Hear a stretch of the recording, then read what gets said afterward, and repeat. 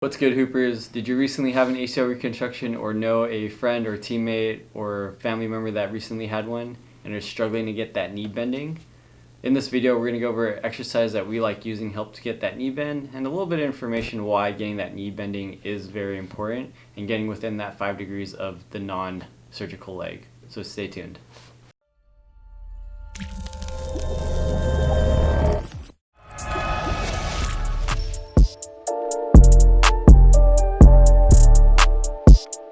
What's good, everyone? My name is Gabe Ignacio, Doctor of Physical Therapy, board certified orthopedic clinical specialist, and co-founder of the Basel Doctors. So kind of what we mentioned before, this video is focused on getting the knee bending, and depending on where you're at in your stage of rehab, there are certain degrees that are kind of milestones that we like to achieve with our clients and what research has shown to be very beneficial and functional for you. So the first one is obviously getting that knee bending as much as possible, as soon as possible, but the first milestone is at 60 degrees. Usually that 60 degrees of range of motion allows your knee to bend enough so that your foot can clear when you walk. So like when you're walking, you don't want that back foot to drag or get caught in the ground as you walk. So that 60 degrees is the first one. 90 degrees is the next one. It's kind of a good milestone of where you can sit properly with your knee just hanging without any pain or discomfort. That's the next one to really achieve to help push you to the next phase. The next one is 105 degrees. That allows you to get range of motion fully on a recumbent bike. Once you get that going, it'll allow that scar tissue break down more, get more fluid into the knee, and really get that knee flowing and blood flow through that area. And the next vital one is the 120 degrees. Most of the time when you achieve that, it gets less focused on knee bending, and you kind of just let that knee bend and still work on it, but it'll gradually just continue to improve and improve. With that being said, you still want to work on it because there's been a study that shows that if you are 5 degrees off of your non-surgical leg, there is an increased risk of re-rupture rate of that ACL on the injured or reconstructed side. With that being said, here we're going to provide some exercise that we like using to help work on that knee range of motion, more specifically on the bending, to help you reach those different milestones depending on where you're at in your phase of rehab, but just some things that you can incorporate to what you're already doing. Alright, so now we're going to go over the exercises of getting your knee bending. A couple different variations just depending on what your kind of pain tolerance is and where you're at with your rehab. A couple different variations, and then we'll kind of instruct you on what you can do on the bike. I'm not going to really demonstrate, just going to talk you through it. But the first one is just for demonstration purposes. I don't have a wall, but what you can do is find a wall and you're going to lay back like so. Imagine like there's a wall where my feet are. I'm going to use my other leg as a reference, but my left leg is the one that I'm working on my knee bending.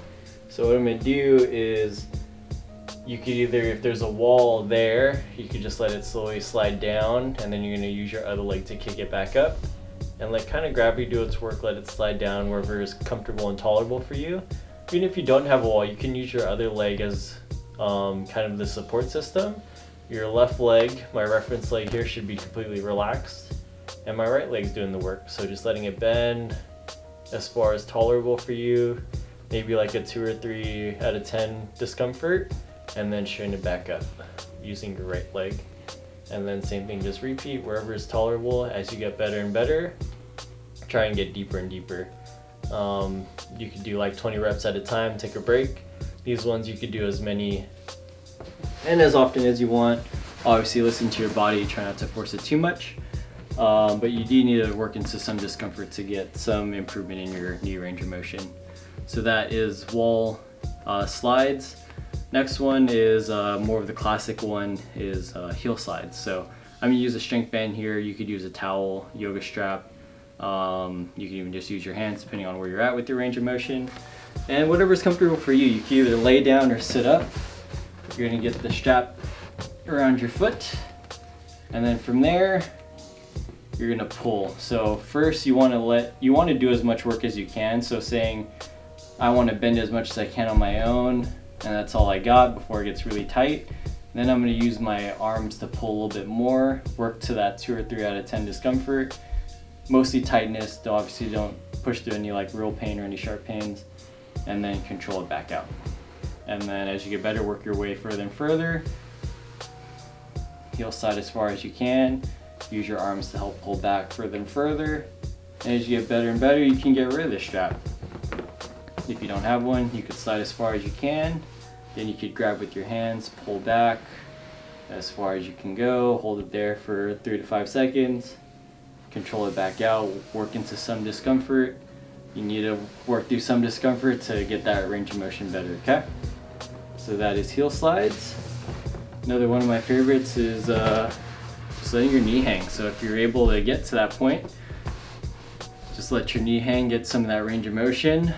If you're not quite there yet, you could use your right leg to kind of support where you're at, where you have some discomfort, and then work your way back and back. If you're able to sit there without any issues, then you could use your leg to help push it back. Hold it there for a couple seconds, come back, same thing, repeat. Work into some discomfort, and as you get better, push it further and further back. Okay, so that's just a leg hang with some overpressure or some support, depending on where you're at with your rehab.